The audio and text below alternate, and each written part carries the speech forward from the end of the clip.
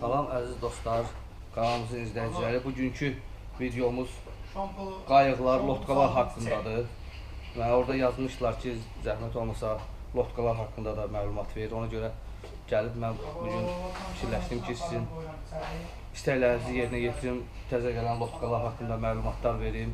Yəni burada bir neçə cür lotkalar var, qayıqlar var, hansı ki bunlar hava ilə dolur. Yəni bunları aldıqda bunların üstündə, hərəsinin üstündə nasos verilir, ayaqla doldurulan nasoslar. Ondan sonra 2 ədəd avar verilir. Ondan sonra bunların oturacaqları, zaten hamısı komplekt üstündədir. Bunları da indi çəkib göstərəcəm. Bəzi yerdə orada qeyd olunub, onların üstündə neçə kilo yük götürə bilir, nə qədər adam götürə bilir, necə motor qoşulur zat, onların hamısı lotkanın üstündə qeyd olunub. Prosto mən hələlik bu lotkalar haqqında istədim sizə bir xırda məlumat verim. Lotkalar cürbəcürdür. Bəzilərinin materialı belə bərk rezindən, brezent materialdandır. Bunlar hansı ki, Fövqəladə Hallar Nazirliyinin xilas etmələrində istifadə olunan lotkalardır. Bunlar həqiqətən güclü, bərk rezindən 4 qat brezent materialdan ibarətdir ki, bunlar da ki, qamışlığa və yaxud iti bir şeylərə dəyərək çox gec cırılır. Bunların materialı güclüdür. Bunların altı plasmas olanı var və o tərəfdə göstərəcəm. Bu tərəfdə orada göstərəcəm, onların altında dəmir olanı var. Onlar da nəyə lazımdır? Yəni, gölün ortasında və yaxud dənizdə olarkən bunun içində rahatçılıqla ayaq üstə dayanmaq olur. Yəni, lotkanın içi belə olanlar da var, yumuşaq, yəni doldurma olanlar da var və belə bərk olanlar da var. Yəni, qiymətə gəldikdə isə qiyməti biz demirik, orada nömrə qoyuruq. İstədiyiniz lotka haqqında biz məlumat veririk, sadəcə sizin bir dənə qalır, oradan zəng eləyib, hansı istədiyiniz, xoşunuza gələn lotka qiymətini öyrənmək o qalır sizin özünüzə.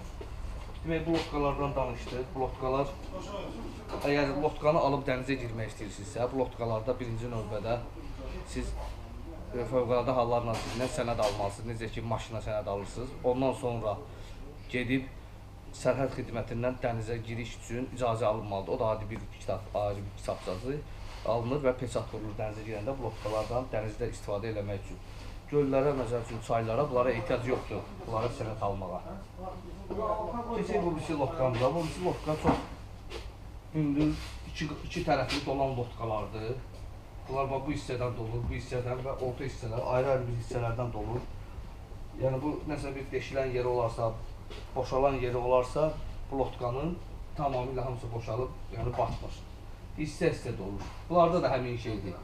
Bunlarda da, burada görsənilir, bir hissədən dolur, iki hissədən, orta ayrı hissədən dolur. Yəni başqa-başqa hissələrdən, bir neçə hissədən dolur bu lotkalar. Bu lotkalarla bu lotkaların materialı eynidir. Yəni eyni bərk materialdan hazırlanır. Bunlar əsl, sırf dəniz üçün və bərk qamışlıq olan yerlərdə bunların deşilmə ehtimalı yoxdur. Bunlar gözəl lotkalardır. Sonra keçək belə xırda balaca lotkalarımız var.